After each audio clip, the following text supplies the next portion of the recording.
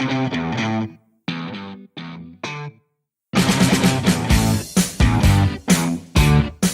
to the Hollywood in Toto podcast, the right take on entertainment. The HiT cast offers a weekly look at Hollywood from a conservative point of view. Sick of media bias infecting Hollywood headlines? Tired of stars insulting your views? HiT has your back. Now, here's your host, Christian Toto. Welcome to episode 93 of the Hollywood in Toto podcast, the right take on entertainment. This week we're speaking with Patrick Courrielche, host of the new iHeartRadio podcast, Red Pilled America. Patrick keeps Andrew Breitbart's spirit alive with every project he touches. His new project, it might be his most important one to date. This week's show is sponsored by Alec Baldwin's PR team, the hardest working folks in show business. Jane Fonda went there this week. The 80-year-old superstar made the Trump-Hitler connection, just like most of her peers. If you've read anything about the rise of the Third Reich and Adolf Hitler, you will see the parallels, she said. Her proof? Trump's attacks on the media. Let's get this out of the way. Today's media is flat out corrupt, dishonest, hopelessly biased against the GOP. Period. Full stop. It's why Trump's media attacks are so effective. They're hitting the target. What hasn't Trump done? Well, he hasn't shut down any media organizations. He hasn't arrested a single reporter. He hasn't spied on people. He's not attacking the press physically. He's rhetorically saying, hey, quit the fake news. And he's right. But the fact that he's not Hitler and not even Hitler light, it's kind of immaterial at this point. Jane Fonda's comments are just too typical of what we hear out of Hollywood these days. It used to be that playing the Hitler card would absolutely get you thrown out of polite society. It meant you couldn't really hang in an intellectual debate. It's still true on paper, but it doesn't seem to be that way in our culture. Reporters who cover Hollywood don't respond to all these crazed comments with an eye roll, a shrug, or even a, hey, Jane, maybe you want to tone it down? Instead, she's making a political comment instead of saying, oh my gosh, Miss Fonda is off her meds. It also begs another question. Are all these unhinged celebrities hurting their own cause? Hard to say with any certainty, but we'll have to see a bit with the blue wave or lack thereof this week. One little note I found very interesting was Comedy Central. It's a bastion of liberal programming. Of course, they had Jon Stewart and Stephen Colbert. Now they've got Trevor Noah, Jim Jeffries, you name it. If it's political, it's leaning hard to the left at Comedy Central. So what did the network did this week? They put out a video mocking celebrity voting PSAs. Gosh, when you've lost Trevor Noah's network. Now, the stars do have a complete advantage over the rest of us. They have large platforms to work with, they're beautiful people, and they know how to deliver a line. They're actors, for crying out loud. That's their skill set. And that's really a potent combination. But they've managed to squander a lot of that advantage with their hateful comments in recent months. Just how much? Well, that's anyone's guess. You're listening to my daddy's podcast. He still eats sandwiches with the crust cut off. If you enjoy the HitCast, please give HollywoodInToto.com a look. This week we break down 29 really amazing facts about the Live Aid concert from 1985. Remember, as a kid watching it live, I was a huge U2 fan, so I was particularly interested in how they performed that day, but turns out Queen really ruled the entire event, a 16-hour concert. My story unveils some really interesting facts from the people who were there. Just a lot of fun stuff. And of course, if you're seeing Bohemian Rhapsody this weekend, that's integral to the movie. It'll make this particular article all the more intriguing to you. So please give it a look at HollywoodInToto.com. Hi, Michelle Malkin here. The Gosnell movie opens on October 12th. Dean Cain and the entire cast do a superb job bringing this true story to the big screen. Healthy woman goes into a clinic, comes out dead, and there's no police report? You might be worried that this movie is too scary. It's not. As a mother of two, I promise you, you can bring your teenage children to see it. Bring friends and family, too. We have a unique opportunity to change hearts and minds about abortion. Don't miss out. Kermit Gosnell is perhaps the most prolific serial killer in American history. Gosnell, rated PG-13. Here's the hit tweet of the week.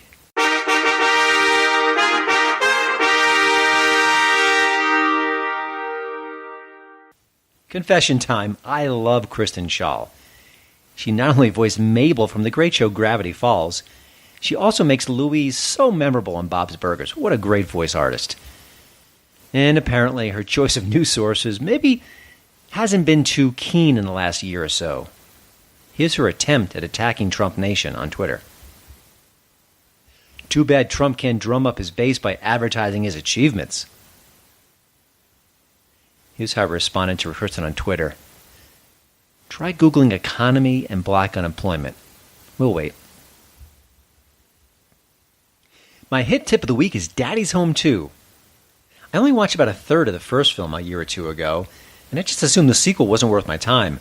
The reviews were bad, the box office I don't think was nearly as strong as the first time around. But you know, when you're on Amazon Prime or some other streaming source and you see a movie you haven't checked out, you just give it a try. You know, what's the worst that could happen? You watch 10 minutes, not very good, you just kind of go off. Well, turns out it was actually pretty good. Mark Wahlberg and Will Ferrell are back. They're co-parents to their kids. It's a mixed family, but you know what? They're getting along splendidly. Now, Mark's a tough guy. Will makes Alan Alda look like Fonzie, but they've managed to make it work. But now, Christmas is approaching, and their fathers are in town, and they are mirror images of their sons. John Lithgow and Mel Gibson join the cast in a very good way. The film actually even offers a balanced ideological perspective at times. Now, it's not a political show by any stretch, it's a comedy. But there are riffs on snowflakes, there's a dash of female empowerment that comes out of nowhere. Also the acknowledgement that, hey, you know what, that so-called toxic masculinity might just do the trick now and again. And the film's ending is kind of a mess. It goes on too long, gets too sappy, just doesn't know when to say quit. But I have to say, adding Lithgow and Gibson to the cast, really smart. The film even hints at a possible extension of the franchise, a spin-off featuring their characters. I gotta say, I'd be on board with that in a heartbeat. Daddy's Home 2 is available right now on Amazon Prime. You're listening to the Hollywood in Toto podcast, the right take on entertainment. Now let's get to this week's HitCast interview. You know, Andrew Breitbart's gone, but the people he inspired are still with us and trying to change the culture in that grand Breitbart style. Patrick Courrielche is a perfect example. He made headlines years ago by exposing President Obama's politically charged NEA activities. He also peeled back the curtain of liberal Hollywood via his Breitbart News Tinseltown Travelogue series. If you haven't checked it out, there'll be show notes links there. You really want to hear those podcast notes. Now he's back alongside with his wife, Adriana Cortez, for Red-Pilled America. The new series breaks down issues that speak to modern times from a right-of-center perspective. The show's first few episodes explore why so many black citizens vote for the Democrats and the truth behind Hollywood's Me Too movement. I can't wait to hear him. Patrick's smart, reasonable, and very savvy. So savvy, he knows the power of a well-told story. That's critical right now in the culture wars. Here's my chat with the guy who gets it, Patrick Courrielche. Well, Patrick, thank you for joining the HitCast. I was kind of curious. I was intrigued by how people start their careers or how they go in a different direction. For you, you've been covering Hollywood for a while, different directions for sure, but how did you get there? How did you kind of find that place? Because it's not like going to school to become a lawyer. There's often a very circuitous path to get to doing the kind of work that you do. Yeah, there's definitely a bit of a story there, but I'll give you the abridged version. I worked in aerospace for about 5 years. I have a master's in applied physics, and I did structural analysis for aerospace military communication satellites. And on the side, I was doing some kind of event stuff. And I did this one event, and it started taking off. And it kind of started this trend in marketing called pop-up retail, and it was really a big deal at the time in the marketing world. And so I left my aerospace job and career behind, and started doing these events and started doing music events and concerts, and kind of became in Los Angeles like the go-to promoter for DJ music and live performances, and it was kind of a thing. And we had like the Black Eyed Peas come through and artists like that, and I from there kind of was in the art world for a while, had an advertising business, kind of doing these kinds of marketing events, and there was a point where I saw these socialism posters being posted around town of Obama. And I thought it was unique because I thought that in the entire art world was completely ubiquitously behind Obama, and I thought, well, here's this one artist that's putting something out there. Well, immediately they start to call the guy a racist, and that they were that these white faces on this guy were was some kind of a racist thing. And so it was, for me, I had kind of had enough with the art community being so, just non-critical of the guy. And so I wrote an article in Reason.com, and I ended up getting contacted by Andrew Breitbart, and who saw the article. And right around that time, I had gotten invited to a White House conference call, and so I was talking about it with Andrew. And you knew Andrew; he was one of those guys that you almost immediately felt like you were friends with. Mm-hmm. And so I started talking with him about this invite to the White House.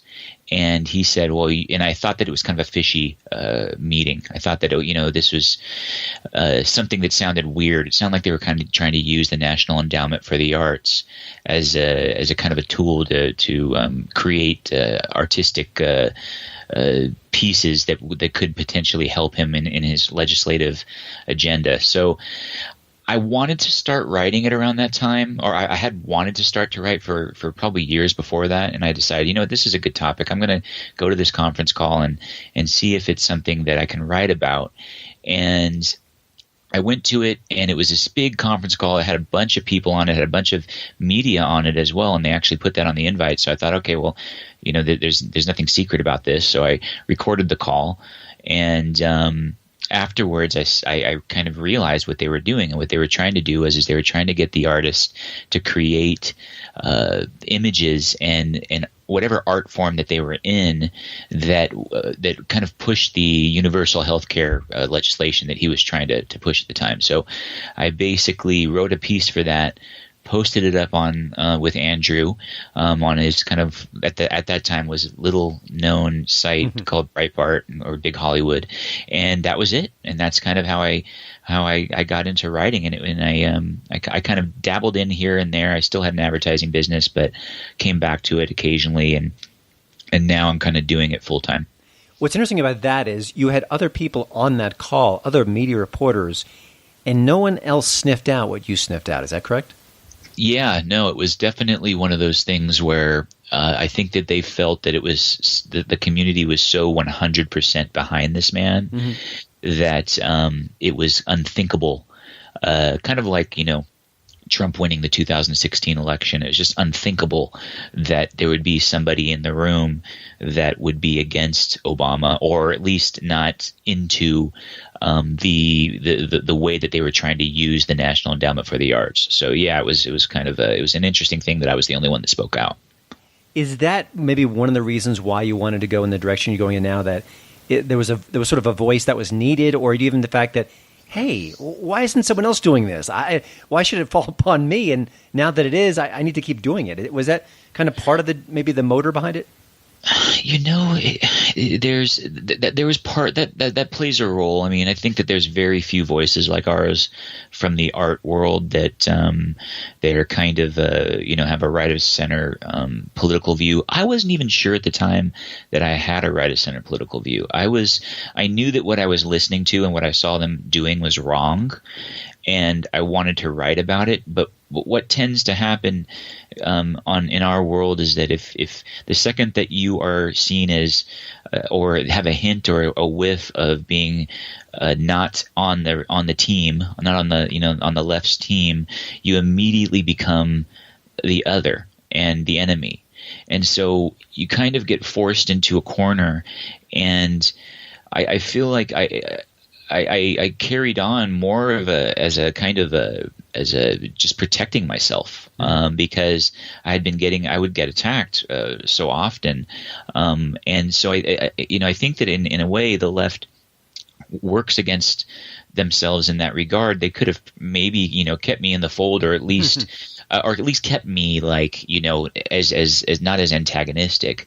But I think ultimately they end up kind of polarizing the situation, and you have to pick teams. And I was not on their team anymore. Yeah. But there's a huge opening on the right for creative content and for film and for things like we're doing with this storytelling podcast and music and what have you. And I think the more that there's a media ecosystem to support us and to support, reviews and promotion and what have you, the more people will start flooding into the creative world from a right of center perspective.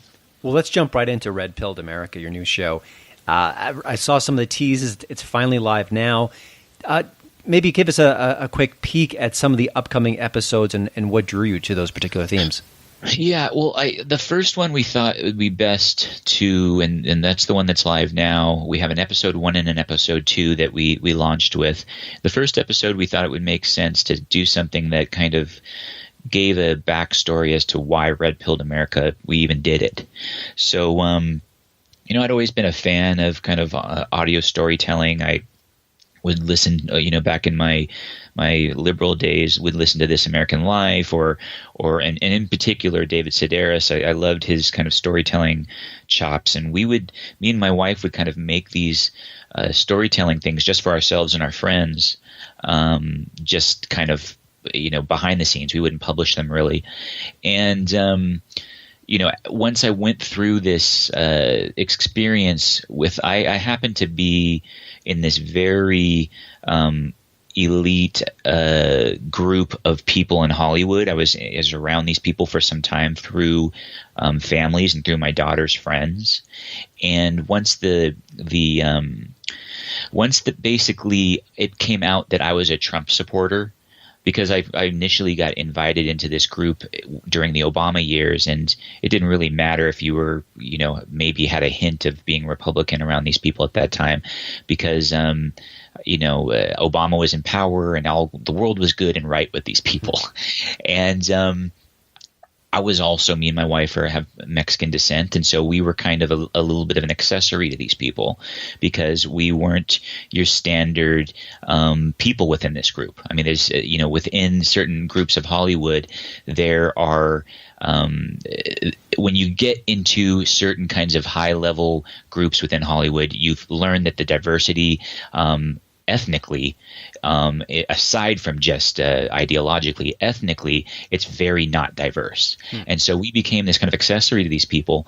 And so, but once the Trump campaign happened and people found out that I was associated with Trump and that I was associated with Breitbart, and once Breitbart's CEO became campaign manager, I became, they basically went to ostracize us, even more so than we had an issue where we called out this guy for getting in bed with other people's kids in this group, and everybody was kind of behind us at first, and then this guy understood how much being a conservative was even worse than getting in bed with other people's kids. So he started to spread that rumor around. It wasn't a rumor. We were right of center. And he started telling everybody that. And it went from immediately people being behind us for calling this man out for getting in bed with other people's kids to, oh my God, those guys are nasty conservatives. Stay away from them. So over a couple of years, me and our family started to be marginalized and ostracized by these people, and it just kind of went into exponential mode right around the Trump campaign. And so going through that is when we really started to see that these people were not interested in our story. Here we were, in their eyes, this diverse group of this diverse family, this family that came from nothing. And now we're here with all these elites, and they didn't care about our story. And if they didn't care about our story, especially people that were trying to protect their families from, at the very least, unsafe and dangerous kind of activity, if they didn't care about our story, they didn't care about Middle America's story. And so from there, we came up with this Red Pilled America idea to kind of tell the stories of Middle Americans, and that's kind of what episode 1 is about. Yeah. The whole idea of storytelling, which is obviously kind of in your DNA in a sense, and I think you learned from the best Andrew Breitbart. I feel like a lot of conservatives are bad at that, for lack of a better phrase. Why do you think that is, and do you see any progress on this front? Because I see snippets of it, but you're sort of an expert in this arena. You know, it is one of those things. When I first started writing for Andrew and for Breitbart, I was never the kind of 400-word, 500-word punchy kind of writer. And I learned pretty quickly that there wasn't a lot of me in the on the right, where, you know, or maybe there was, but there wasn't a venue or a platform for writing kind of long form pieces. And so it took a while to figure out that maybe the best way to do this kind of long form journalism is through, and this kind of storytelling is through an audio format.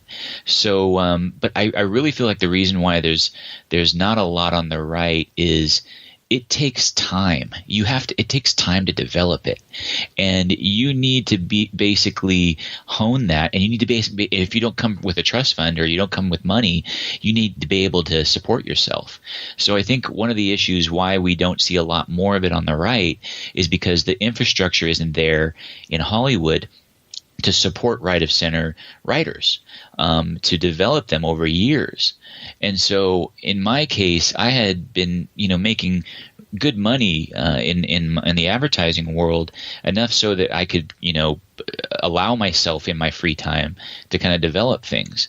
But I feel like the major reason why you don't see a lot more of it is because there's no infrastructure in place and no platform in place. And that's what we're hoping to try to change with Red Pilled America, is to basically provide a platform, not for just us and me and my wife, but for others that might want to tell their own stories and in this kind of a format. All right. Well, we're talking with Patrick Courrielche, co-host of the new iHeartRadio podcast, Red Pilled America. Now, Hollywood has never been more angry, more vocal, more willing to attack literally half its audience. I don't see it coming back to hurt them yet. It's what I've been kind of watching to see happens. I feel like, it's been a pretty good year for movies. A lot of people have gone to the movies. Netflix and chill is a thing, and everyone loves their streaming choices.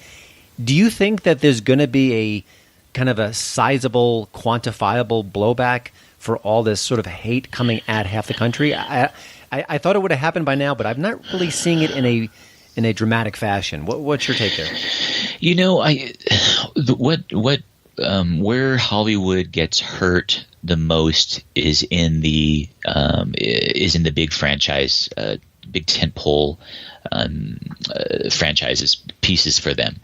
And I've spoken with people, that writers and agents and people in the Hollywood, about this topic, and they don't really care if their smaller independent films or their small projects get crushed or from a right of center audience not attending. What they really care about is whether their superhero movies don't get attended. And I think in the end of the day, a lot of those are kind of family fun or family fare for most of Americans.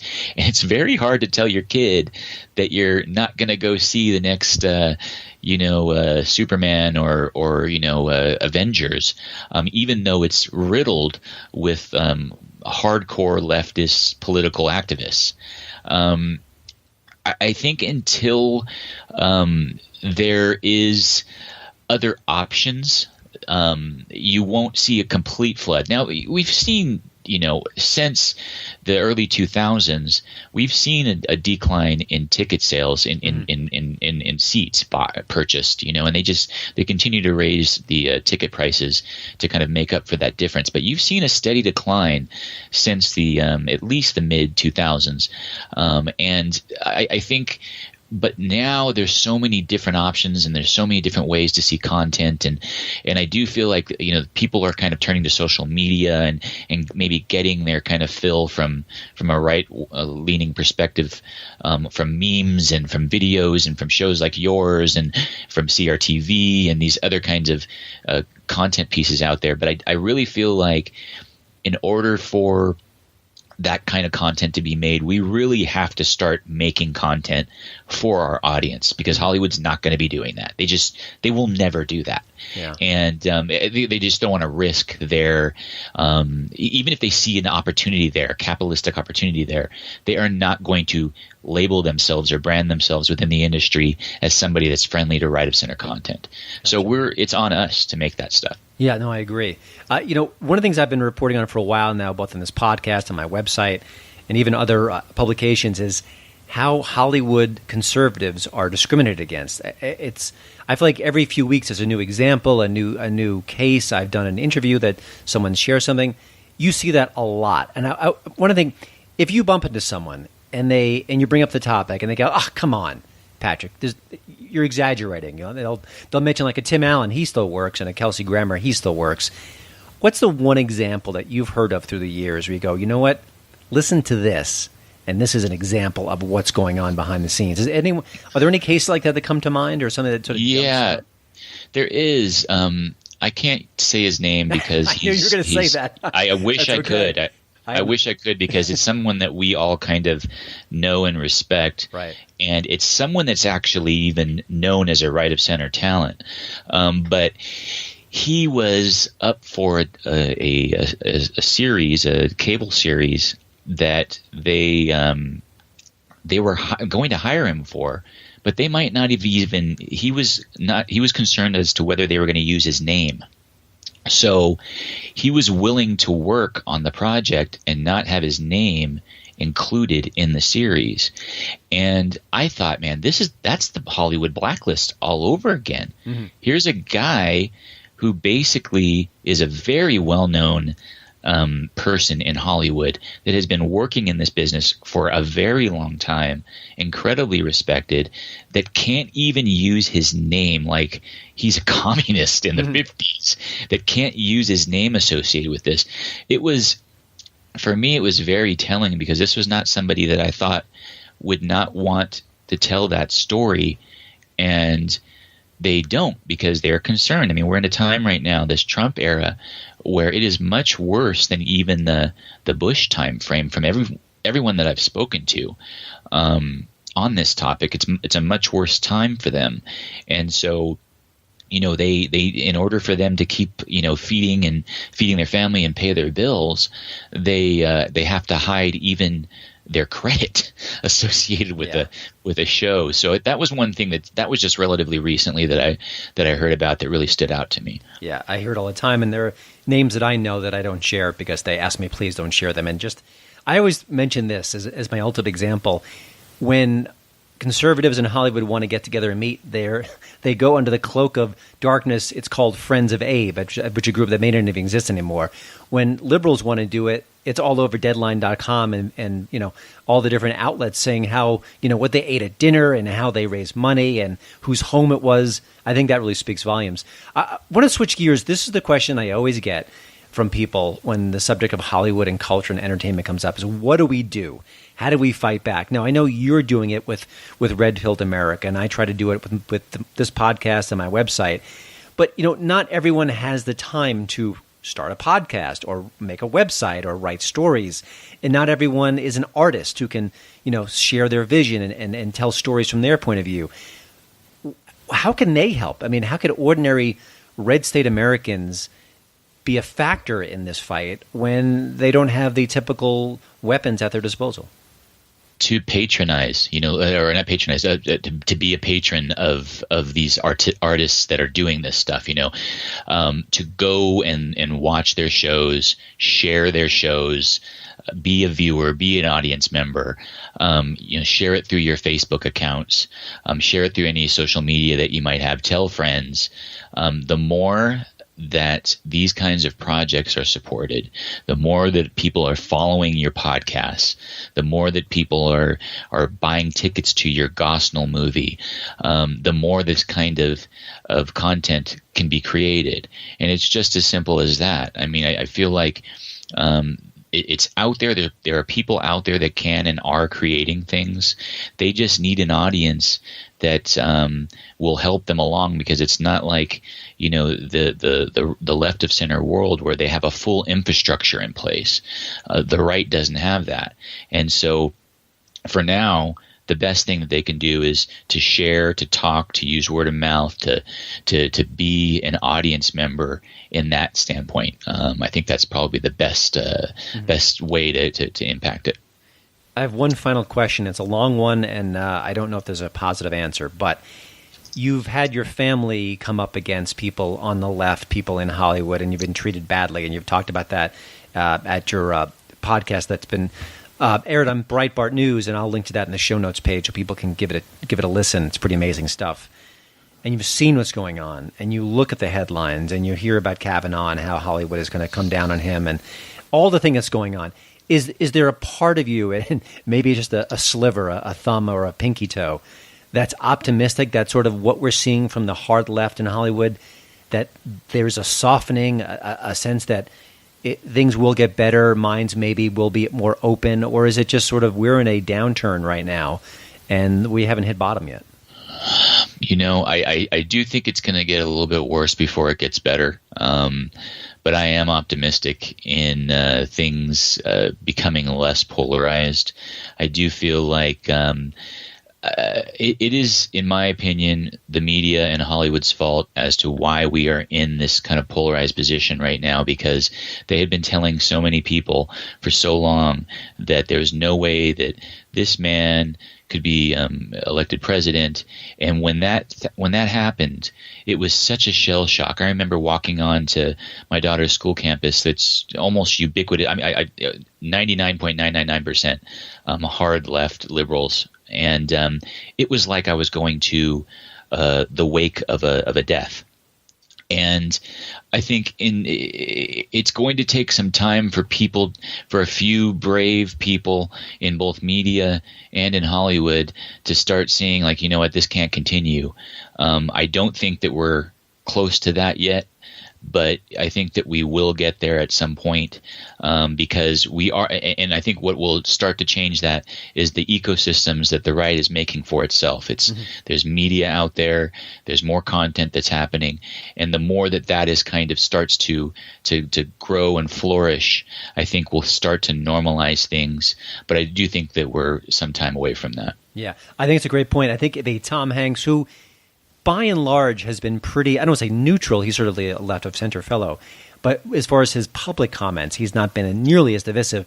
If he went on some event, some stage, some talk show and said, hey, stop, all right, and made like this really smart, impassioned speech, maybe that would it would start something, but I don't think we're there yet. I don't expect that to happen. But It would definitely take somebody on the level of Tom Hanks to kind of that might have a little bit more of shields than Tom. He's a rich white man, so maybe that he wouldn't be the perfect person, but there's others out there. But if he came on board, geez, can you imagine? I mean, he's so well respected in pop culture that I think it would make a big difference. Yeah, reminds me a little bit of Jerry Seinfeld talking about the college campuses and the PC culture. 100%. Yeah, it had sort of a stirring effect. But well, thank you, Patrick, for joining the HiTcast. Make sure you listen to his new iHeartRadio podcast, Red Pilled America, co-hosted by his blushing bride, Adriana Cortez. So I love the fact you guys are working together and telling these stories, and I'm looking forward to hearing more of them.